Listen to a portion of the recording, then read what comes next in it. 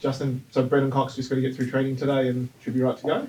Yeah, it's a pretty significant hurdle he's got to get through though. So, it's probably one of his the last box he has to tick, get through some agility work and then make sure he pulls up okay. But he is tracking well. Are you surprised with how quickly he's recovered, considering he was in a moon boot probably a couple of weeks ago? Yes and no. I didn't really put any probably expectations on how many weeks he'd miss. He might be a week ahead of schedule, but he's done everything right, and he's responded really well, which is pleasing. If he does come back in, how hard could it be on someone like Joel Hamlin, who's actually probably done nothing wrong to lose his spot, considering the fact that he's probably going to play a bit smaller against Brisbane anyway? Yeah, we'll weigh it up. I mean, they've got a lot of aerial threats in their forward half, and whoever misses out, it's going to be pretty stiff because it was a really even performance on the weekend. So, that's footy though sometimes. Do you consider, you moved the magnets around the other day, Hayden Young sort of coming through and running the paddy. Do you consider someone like Cox going forward if you've got Hamlin performing well? Yeah, we'd consider that. Then one of our forwards would be pretty stiff to miss out as well because we've got to get the balance right down there. So, we'll have a good discussion about it, the Savo. But what it does provide is plenty of options. So that's a good position to be in.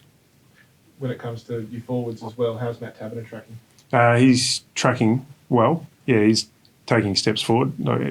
He'll get increased minutes. Most likely at league level this week. So he's heading in the right,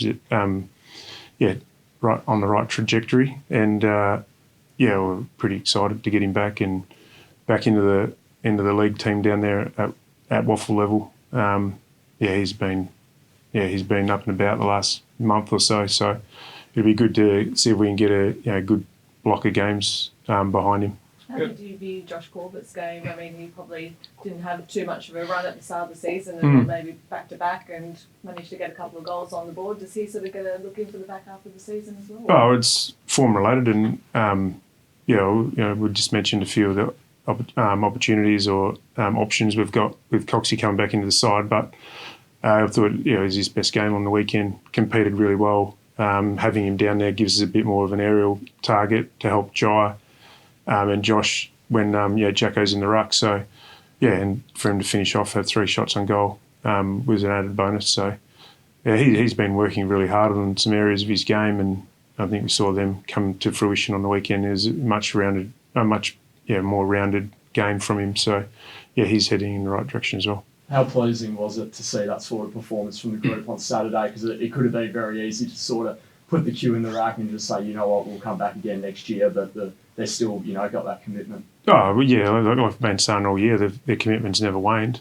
Consistency has, which has been disappointing, but the commitment during the week has been really strong, and it was a good performance. We've had some, obviously had a good win down there last year as well, so to go down there and where you've had success is always good, and it's a bit of an easier sell as a coach. And, like I said, since the game, it was probably one of our more even balanced performances. We had, everyone had their moments.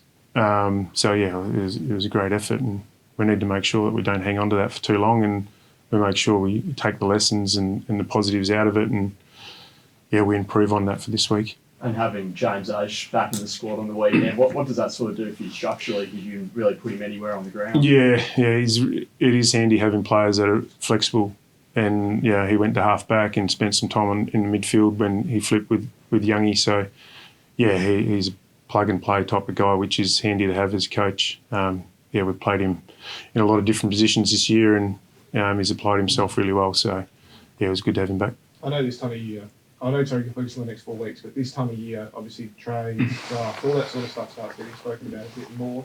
How do you assess your list going forward? Do you feel like you're happy where it's at, or is there anywhere you'd like to improve it? Probably for discussions, going into the future, not for now, but our key goal is to keep this list together.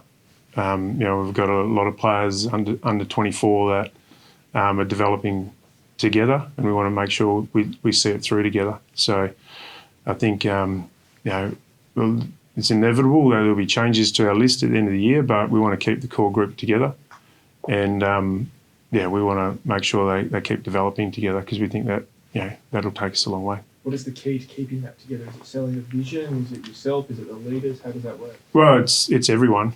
It's everyone, and it's all those things. So we need to make sure that we finish the year well, and players, are really optimistic about where they see the future of the club, and they play a massive part in that. So those connections between the playing group are vital to maintaining, and building a list. So, like I've said plenty of times, that the connections within our playing group have been really strong. The motivation to achieve has never waned. So I don't think there'll be any issues there. And it's, last year we had a lot of change. I think, 10 changes to the list, which, close to 25% of the list change. We want to make sure that we maintain, we don't have that again, and we maintain a level of consistency with personnel, because that plays a big part in performance. What about for yourself? You're out of contract at the end of next season. Is that something you guys are working through at the moment? Would you like to get that done before next year, so that conversation's not being had? No, I'm not. I'm not really concerned about that. I've still got over 12 months to go on my contract, so it hasn't really entered my mind. How much do you look at Brisbane's game from the weekends, given they probably weren't at their best? Do you look at that game, or do you look at the previous week? You always look at a body of work, and probably look back since the bye at changes they've made to their game plan. I think their core business is around the contest. Big bodies, stoppage, get the ball forward to a really dangerous forward line. So that hasn't changed. They got, according to Fags in his presser, they got beaten in that area in the second half last week. So we're expecting them to return to their best and focus heavily on that part of the game. And unless you can match it and better them in that side of the game, the rest is irrelevant. So we need to make sure we roll our sleeves up and we produce a contest and pressure performance like we did against Geelong. You mentioned Cox before, just going back. If he does play, will he play managed minutes? No. We need him, up and going if he plays. Lachie Neale, if he plays, do you run with him, tag him? Does Hayden Young go, I did such a good job last year? He's been knocking on my door. We need to weigh that up. We haven't had selection yet. We've had guys that have done roles like that. Aishi's done it.